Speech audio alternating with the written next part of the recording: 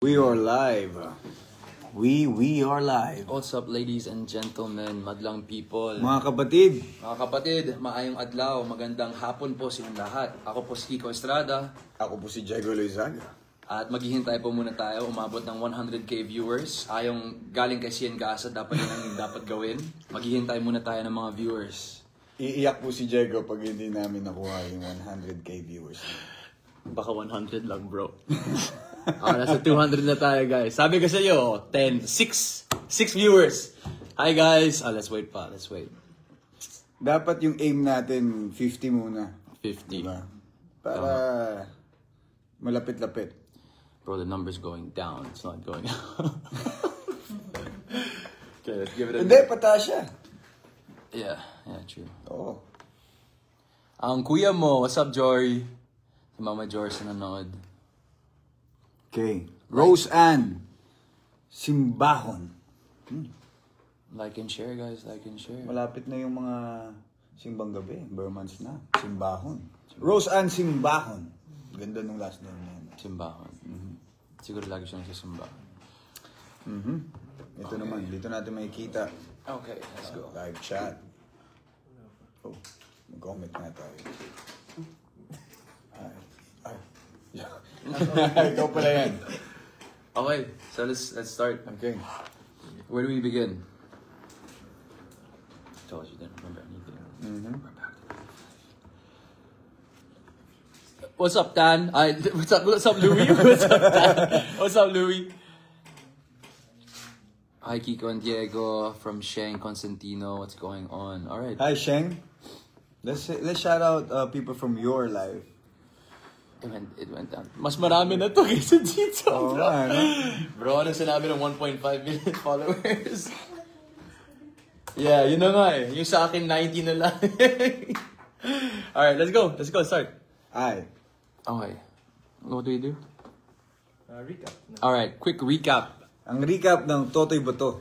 No, so the reason why we're doing a live today, dahil sa promo ng pangalawang yugto ng Totoy Bato, which is starting these coming weeks. And of course, I played the role of Dwayne Perez. And Ako si Totoy aming bida. Bato. Yes. So, nagsimula ang Totoy Bato sa Pook Paraiso. Si Totoy kasama ang kanyang sanggang dikit na si Dwayne Perez. At saka si Jet. And At si Emerald. Jet at si Emerald. Yeah. Ang dami nangyari sa buhay nila. Hanggat na pinalayas ni Dwayne at Galing sinisi ni Dwayne si Totoy sa pagsunog sa simbahan. Kaya napilitan si Totoy umalis sa Pook Paraiso. Pook Paraiso na mahal niya. Nagkabagong buhay sa bagong paraiso. Marami siyang nakilalang mga bagong karakter at marami siyang na-experience na life challenges at syempre marami rin ang pinagdaanan si Dwayne noong mga panahon na yun. Actually, nagalit lang talaga sa'yo, bro. Oo nga. Nagalit si Dwayne kay Totoy. Ingit ako sa kanya dahil nakuha niya lahat ng atensyon at saka pagmamahal ng aking ama. Inaakala kong ama na si Don Pedro Perez. Pero ayun pala, si Father Nico ang aking ama. Tama. Pero yun, sa mata naman ni Totoy, perfecto yung buhay ni Dwayne. Buo pamilya niya, kasama niya nanay niya, may tatay siya na mayaman, may kapangyarihan. Pero mahal nila yung isa't isa in the sense na magkapatid sila. Sanggang dikit. Alam mo yun, brotherhood for life, parang ganun. Iba yun eh. Yung sense of camaraderie nila, yung sense of friendship. And yun, nakakalungkot na kailangan nilang magwalay at ang dami ng nangyaring pagsubok sa buhay nila. Nagsuntukan pa sa ring. Oo. Niyaya pa ng best friend niya na Magsuntukan sila sa ring. Tama. Tapos, yun, nalaman ni Totoy na yung totoong tatay niya pala ay si Don Pedro. Ang daming rason kung bakit naisip ni Totoy, kaya pala ganun kadaling bugbugin siya ng tatay niya nung bata siya na si Captain Alan Monte kasi hindi naman pala siya tunay na kadugo. Pero minahal pa rin naman siya ni Tatay Alan niya, di ba? Yes. Pero ibang kind of love. Yeah, tough love. So, ang daming realizations, ang daming pinagdaanan na challenges at ang daming kailangan i-overcome ni Totoy na pinapakita namin at sana napakita namin at sana na-appreciate nyo. Pero yeah, I just wanted to applaud Diego kasi ang galing niya dun sa episode na napanood ko. To be honest, Bro, it's lahat really ng nice yung episodes. commitment. Tayong dalawa. So ngayon nasa point na tayo na nagsaling puwersa na kami, yung pamilyang Castillo, laban kay Totoy. At ngayon naman, ikaw may mga bago ka rin karakter na kasama, di ba?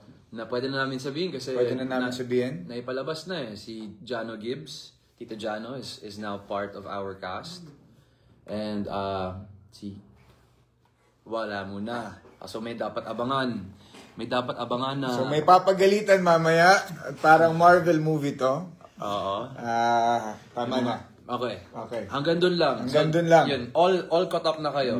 Yan yung story. So siguro alam nila na namatay ang tatay ni Totoy, si Don Pedro. Yun yung...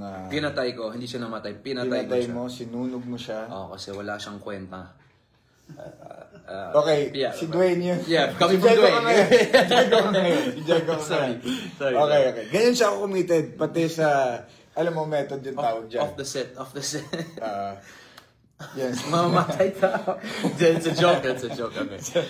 Di nyo kasi get si humor ni Charles. Yeah. Okay, so, all updated na sila. What's next? So, ang tawag nga pala guys sa live nito ay Kapatid Connect. Live takeover. So pretty much what we did without TV5's permission, we took their phone and we went live without their knowledge. We snuck into the building of TV5 and now we're live and you're At watching. ito yung pinaka-importante doon, in character si Diego. As Dwayne. This is just me. Okay, so we're gonna have some challenges. Harmless. Depende. Okay. Magsisimula tayong laro. Kamoo challenge. Rapid fire questions. Okay. So we ask who? We ask them. They ask us. Oh, the pouch of the cat. Pouch. The meow pouch. The meow pouch. All right. Or may gusto ko bang ibang terminology dyan? The cat. It's because it's a cat, guys. Para maintindihan nyo. Yan. It's meow pouch. Meow pouch. I'll ask the first question. Go. Are you ready? Totoy? No, I'm never. I'm not ready. Okay. Hahanda ko yung Tagalog ko. Oh, go bro. I-Englishin ko na to. Who? Sino mas lapitan ng fans? Lapitin. It's an A. Ay, Who wrote nagkamali this? kayo. Wait. Makita natin sa live. Sabotage! Kailangan natin i-defend. Okay, kita nyo po. Sabotage. Sabihin, di naman ako marunong mag-Tagalog. Yan ang comment ng... Tama na. Oh, sorry. Hindi kasi Dwayne. Sorry. Sorry. Sorry. Okay. Diba? Okay. So, ako na magtatanong ng first question dahil dyan. Sino ang mas lapitin na fans? I mean, whenever someone naman comes up to me and recognizes me, I'm always, very welcoming. Pero di ko alam kung etong Totoy ba to. Feeling ko nga pag nakikita ko ng tao, parang naiisip nila, siya yung masama dun sa diba? Actually, hindi. Minsan binabati ako, Kong Dwayne! May bumabati sa akin ng Kong Dwayne. Sabi ko, ayos ah. Pero parang ayaw nilang lumapit. Parang, teka, di ba sira ulo yan? Yeah. Ikaw? Dedication. Sino ang mas lapitan ng fans? Ikaw yung mas lapitan ng fans. Yun yung tanong eh. Kung sino sa atin dalawa. Well, we've never been together. Wala pa tayong mga mall show or ganun. So, hindi naman natin masasabi. I think it's you. Okay. The tribe has spoken. The tribe has spoken. Alright, so ikaw nagtanong, ako magtatanong ulit. Okay. I get the mail pouch now. Okay. It's all you, bro. Okay. Ang ikalawang tanong. Who's more serious on set? Gusto ko yung English Gusto kong Tagalogin pero English talaga. Who's more serious on set? Who is more serious? You're definitely not serious on set, bro. It's definitely not Kiko. If it's anyone, it's Kuya Noni. Kuya Noni or not Miss You. Akala ko ako, to be honest. No, bro. I'm professional. When it's time for a scene, but the second it's cut, you're Kiko again, bro. What's this? Alternate. Okay, so before we answer more questions, let's read what the people have to say. Shout out from Hey, Barangay. TV5 Hearts. TV5 Hearts. Oh. Jerry Ponce. Shout out Shout out Jerry Ponce. from Barangay Nasipang. Barangay Nasipang, saan yan, no? Yeah, where's that, Jerry? Where you at? Where you at? Okay, kahit Jerry. irrelevant naman yung sa akin. Hey, Zyro! Direk Zai! What's going on, my brother? Who else? Okay, wala na. Lotaba. That's an interesting name. Lotaba. Jing De La Cruz. Wala na. Let's go. Watching from Cebu City. Happy Saturday, mga kapatid. Gabriel John Balaba. Shoutout din sa'yo, bro, kasi yung lindol, I hope you're all good and safe kayo ngayon. Nawala po kayo sa frame. Closer po kayo. Ay, cool. How much closer? Not too close. Oh, sorry, bro. My bad. Okay. Sorry, bro. Okay. Good afternoon, mga idol. Josephine Huerto. Josephine, what's going on? Sino mas pogis ng dalawa? Siyempre, ikaw, Lover. Ay, Miss Lo. Ang galing mo! Ang husay ng producer namin. Yung producer namin, pangalan niya Lover Asuncion Galarita. Gumagawa ng issue. Follow niyo yan. Siyempre, si Kiko mas Si pogi. Diego. Hindi. Gusto mo, sasagutin namin yung tanong ng producer namin. Sino daw mas pogi sa aming dalawa? Matik yan si Kiko. Matik yan si Diego. Pero, yan lang. Ito lang ang bag ko. Yan. That's it. Pero kaya naman ma-achieve yun eh. Wala. Face value is different, bro. You have it too. Sige, fine. Equal. Para happiness 50-50. Miss Lover. Yeah. 50-50 pwede? Pwedeng sagot, Miss Miss Lover, Lover. gumagawa ka ng issue, ha? Uy, hello Kiko from Tokyo, Japan. Hey, arigato gozaimasu. Konnichiwa. Konnichiwa, No, wait, konnichiwa. it's still early day. Ohio. Ohio? Ohio. What the? Relax. Bro, relax. Okay. Alright. Sino mas lapitin ng chicks? Definitely not me. Is this Ate Arlita? Maybe. That's Ate Arlita right there for sure. Jago. No, Jago bro. for sure. Bro, ever since nagpaganda ulit ako ng katawan, mas lumalapit sa akin lalaki. Lalaki at saka bading. Wala akong problema dun. I love you guys. I love you gays. Wala akong pinipili. I swing both ways. I'm kidding. I'm kidding, bro. You want to entertain them, right? Let them be entertained. So, lapitin ng chicks, definitely not me. Loyal ako. Definitely Jago. Loyal. Loyalista. Ikaw, bro. Super. Okay, very good. Moving on. What's up? Okay, let's play the cat pouch. Gotta read that. Hello, baby. What's going on, Jefferson? I told you. That was the setup. Exhibit A. Exhibit A. Di ba kayo nagkakaasaran nadadala sa eksena? Alam naman namin yun. There was one taping day, di ko pinansin si Kiko buong araw kasi kailangan galit ako sa kanya. Oy, Boss Kiko, who is your dream love So team? yung title po nito, Kapatid Connect Takeover. Bro, who is your dream love team daw? Oh. Lupa o... Ayaw, pretending na naman ako. Ang dami ko sinasabi. Okay, let's play. Let's play. Let's play. Ang boring ng mga tanong niyo. Jago wants the juice. Oh.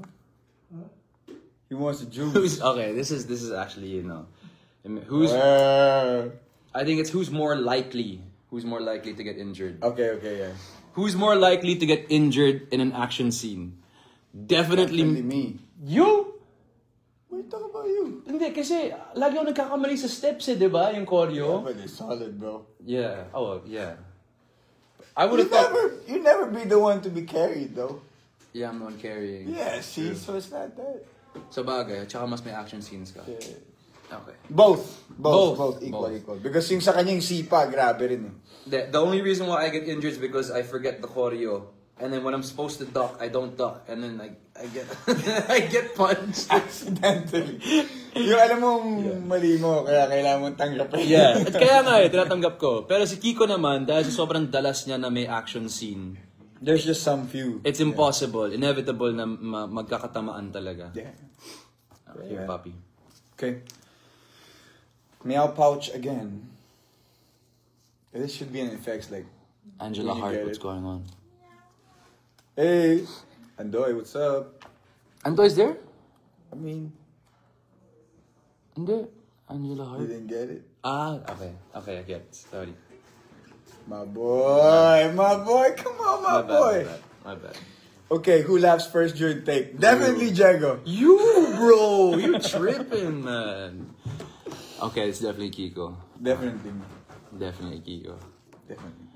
Parang kasi ang seryoso ng set namin kasi parati kami galit eh. Pero sa bagay, nandun ka na sa point ng arc Yeah. ng character mo na laging galit. Masaya sila kasi nandun si Jet. Nandun yung comic relief. Nandun yung mga younger characters. Eh ako, ang mga kasama ko sila Kuya Mon, si Miss Yu, si Cindy. Hindi, iba yung trajectory kasi nung path ni Dwayne.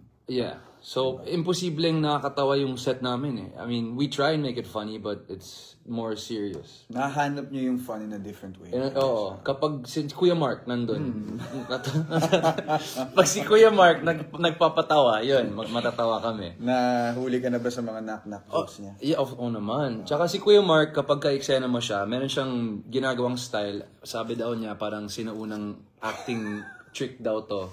Hindi ka niya tititigan sa mata. So habang kausap mo siya, dito siya nakatingin. So, parang wala kang kausap. So, minsan matatawa ka talaga. Pero hindi na Hindi, bro. He admits it naman eh. He admits it naman. So, yan yung style ni Kuya Mark. I think they call it the instead of the Stanislavski method, it's the Anthony method. Yeah, Mark Anthony method. Anthony method. Pero, when you watch it on TV, ang ganda. Yeah, Magandang kinalabasan ng acting niya. I mean, like, his way of acting. So, alright. Mahal na mahal ko si Kuya Mark sa... We love him. As Brando and as Stanley. Stanley. Si Kuya Mark ang nagturo sa akin na kapag pagod ka sa set. I'm not condoning this. Lipovitan. Lipovitan and Red Bull. So ngayon, I've made it part of my routine, bro. Kapag umaga pa lang, siguro sa isang araw, si Kuya Mark nakakasampung Red Bull. Alam niyo ba, fun fact, guess you guessed. Ilan Red Bull yung max niya sa isang araw? I think I remember, I'm not sure, pero I know the figure. If I've seen him drink 10, siguro mga 16, 17. No, 20 plus. That's crazy. 23, 20 plus. Guys, we don't condone this. That might be bad for your Huwag niyong health. gawin yun. You're not supposed to drink that many energy drinks. It's bad for you. But yeah, so isa ko rin yung natutunan kay Kuya Mark, mag Red Bull. Kapag inaantok ka na, kasi sobra na kami sa oras namin sa set. Kahit early call time, late na. Alright, now pouch. I'm kidding. Inaasar Inaasar. ko lang yung producer namin, nasa likod siya ng camera. Okay, meow pouch. Oy, Bea! 12, sabi ni Direk I said Zay. oi because you said oi. Bea, hi Bea, we miss you. And I know hi, the fans miss you. And I heard... What did I hear? I heard nothing. I heard... Sumakay ka ba ng van? Ah? Sumakay ka ba ng van, Bea? Kasi parang di ko nakita kung sumakay ka eh. Baka nag-CR ka lang. Nag-CR ka kaya hindi ka nakasakay. Anong palabas yun? Di ba may palabas yun, mula sa puso? Oh, may sumabog. Yeah. May sumabog dapat na van.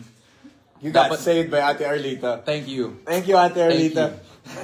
May sumabog na van, tapos dapat may mamamatay na characters. Biglang hindi pala kasi kailangan nilang jumingle. So, hindi siya nakasakay ng kotse. So, Bea, ang tanong namin sa'yo ay, sumakay ka ba ng van? Or sumi-R ka? Ayan na, for Bea's fans and the fans of Totoy Bato, that's a little hint for you already. Bro, for Kiko, tinanggap nga ba talaga ng buo ni Totoy si Don Pedro bilang ama kahit nalaman na niya katotohanan? That's a very serious question. Wait lang. Be right back. Okay. Be right back. Here, bro. So, kung tinanggap mo ba daw si Don Pedro bilang ama, even though you know na he's a bad guy and everything? Oo naman. Kailangan niyang tanggapin yung buong pagkatao niya ni Totoy. Kailangan niyang tanggapin kung sino yung totoong ama niya. Kailangan niyang tanggapin kung kung Perez man talaga siya o hindi. Para mag-move on and to do better. Para matulungan niya talaga yung mga tao sa POC Paraiso. Para matupad talaga ang gusto niyang hangarin na ibalik yung totoong ganda ng POC Paraiso. At yun yung talagang pangarap ng Tatay Alan niya. At yun yung gusto talaga ni Totoy. Na mabalik sa ganda at dating sigla nung POC Paraiso. Yung kinukwento sa kanya ng Tatay Alan niya nung panahon na nabuhay yung Tatay Alan niya kasama si Nanay Gemma niya. So that's his fantasy na ano kaya yung buhay nung POC, ano kaya yung POC Paraiso nung sobrang ganda siya. Nung panahon na kinukwento pa sa akin ni Tatay Alan, yung mga panahon na kasama niya yung nanay ko. Nandun sila namumuhay. Nakikita mo yung dedication ni Kiko bilang Totoy Bato. He really knows his character. Hindi, yun naman talaga yung nangyayari. I mean, yeah, pero the way that you say it, bro, you say it so passionately. Maraming salamat at yun yung hindi natin madadaya, yun yung commitment na hindi natin mapipeke na, alam mo, yun yung binibigay natin sa mga kapatid natin kasi alam natin na yung oras nila ay valuable, so we make the most out of their time. Yes. And that's thank you to the production team and si Miss writers, Louver, kahit pinapaaway kami. Yeah. Pinapapili kung sino mas gwapo sa aming dalawa. Mahal na mahal namin yan. Kuya Jerome, baka nanonood ka. Reject, baka may mga tanong ka rin dyan. Direct Albert, Direct Ambo, Direct Zairo, Direct Patrick, Direct Jordan, Papa Jelly, Kenneth, Jaja, sino pa ba? Ash, si Glenn, sino pa? Sino may mga cameraman? I don't know, bro. I tried to mention everyone. Oh yeah. my! I mentally. Papa Jelly. Papa Jelly. Yeah. Okay. The whole team. All right. Answer. Okay. Okay. What's this? Guys, if you have any questions also, mag-comment lang kayo, tapos sasagutin namin ni Kiko. Okay, funny or unforgettable moments ba? Okay, my funny or unforgettable moments ba sa set nyo? Na hindi nyo makakalimutan. Na hindi mo makakalimutan. I almost got canceled in that one. No! Bilo mo sa akin. Gusto mo na. What? That was a funny thing to say. Hindi, okay lang naman yun. No. Okay, fine. Funny or unforgettable? Wala talaga kasi para sa... Magkaiba kaming unit lagi ni Kiko eh. Yeah. So, yung sa amin masyadong seryoso, I don't know, I can't think of any. Iba pa, sige, magtanong lang kayo ng mga questions. May gusto ka bang... okay, sorry, TV5 yun. Mga bad. Anong gusto at ayaw nyo sa character ninyo? That's a good question. I like Dwayne. Okay. He loves Dwayne but he hates Dwayne. Yeah. Ang kontrabida naman, sa mata ng kontrabida, siya ang bida. Kasi para sa akin, yung story is, ako yung naagawan ng atensyon, pagmamahal, lahat-lahat, di ba? Be right back lang si Kiko. Ako muna mag-take over. So for me, in my eyes, I see na I'm the one who deserves everything that Kiko has. But what I hate about it is Dwayne is so rageful na minsan talaga na, hindi minsan, madalas, nauuwi ko din or nadadala ko out of the set yung galit. Minsan, hindi man pumipitik, pero yung ganun kabilis magalit, nakalimutan ko na yun dati. Pero it's a part of acting. But if you method act a kontrabida, sometimes you become a little bit crazy. So I had to ask my family, mga ibang artistas sa pamilya ko, how to let go after scenes. So yun, that's one thing. Ikaw pare. One thing you like and one thing you don't like about Totoy. Sorry, go lang. One thing, isang bagay na gusto at isang bagay na hindi ko gusto. Tama? Isang bagay na gusto ko kay Totoy, lagi siyang, he would always do the right thing. So morally intact kahit jaded. Kahit ang daming nangyaring pagsubok sa buhay niya, kahit ang daming masama, nandun lagi siya sa ilaw, sa lightness, sa good path, sa righteous path. Hindi siya, he would never choose wrong. Yun yung gusto ko kay Totoy. Yung ayaw ko kay Totoy.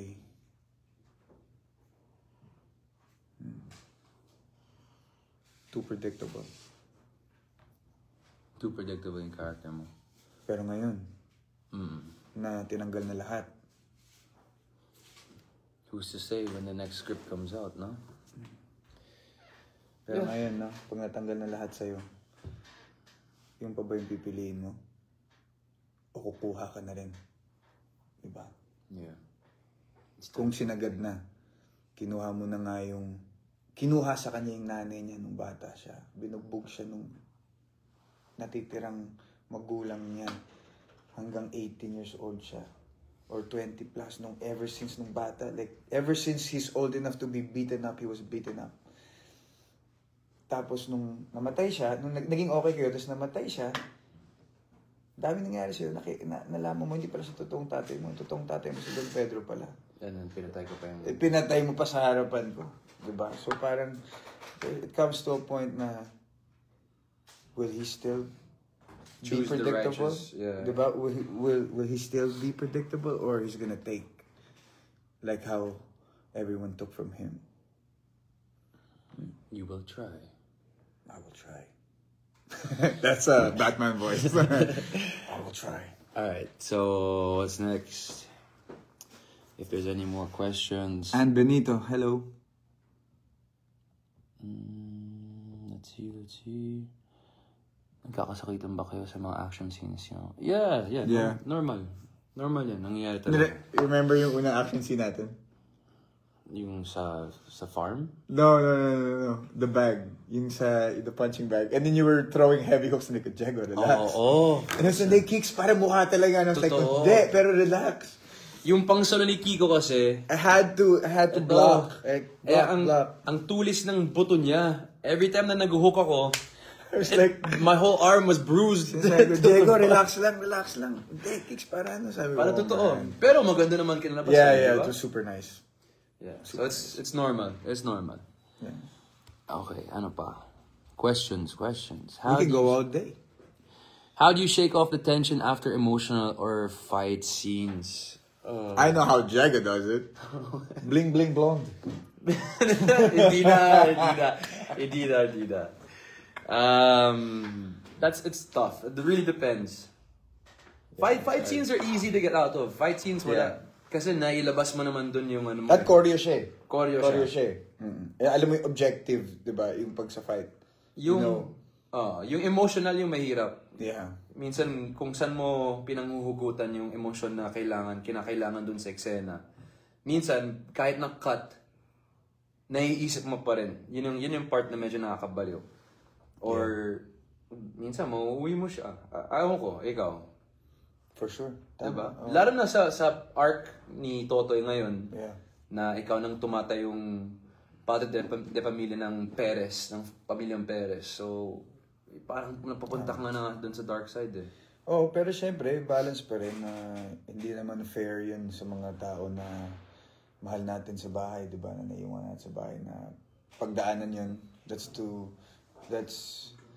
selfish. Pero, we try our best sa trabaho natin. No, not to bring it home. Not too much. Not too much. That's why every weekend ako nagle-leave. Actually, kung napapansin niyo, mas madalas ako sa beach kasi sa taping. Love you, Miss Lover. Dahil hindi ko kinakaya minsan. Nakikita niyo ba yung sobrang laki kong noo? Palaki siya ng palaki dahil sa stress. This is why I have to leave all the time. I'm kidding, guys. Again, this is just my humor. It's a joke. It is a joke. But it's kind of true. It is a joke. Yeah. What's one scene that really tested you as an actor?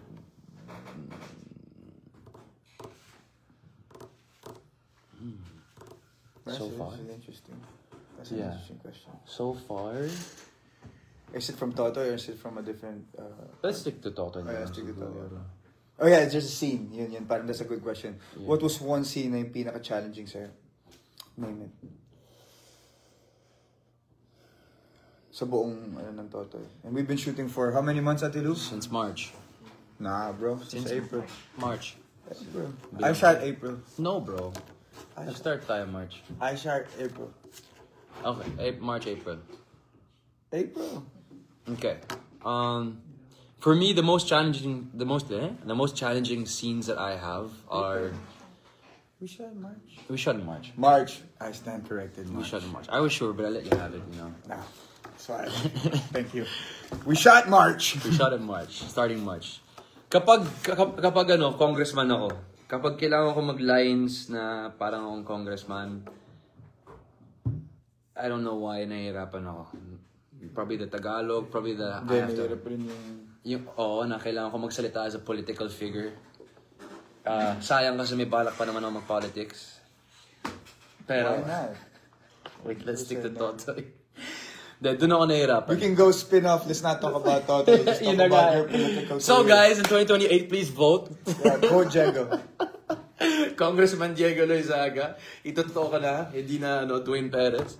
Seriously, on a serious note, one scene I did like, it challenged me in the sense na kasi si Emerald, hindi ko na siya nakasama sa shoot kasi nga magkaibang unit. So when I found out that she died, that's one scene that I like. But the ones that test me the most is kapag kailangan kong maging congressman at mag-speech. Yun. Ikaw? Toughest scene, the eulogy. Oh yeah, the one we just did. The eulogy. It was difficult. Pero that was actually 3 takes, I think. 3 or 5. Yeah. It was wide, mid, and a tighter. Pero there's also a reverse shot. So Yeah, during the reverse shot, I was reading it. I was okay. reading it for them. And then I was reading. They set up for me. And I was thinking about Papa.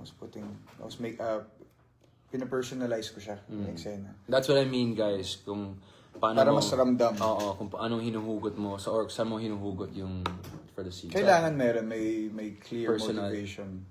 At medyo personal siya para mas ramdam. Anyway, to wrap it up, gusto ko lang invite lahat ng mga kapatid natin na manood ng Totoy Bato, 7 p.m. Monday to Friday at TV5. TV5. That's a new time slot. From 7:15, 7 p.m. na tayo. Yeah, Tama? 7 p.m. At catch-up episodes at 8 p.m. on Sari Sari channel.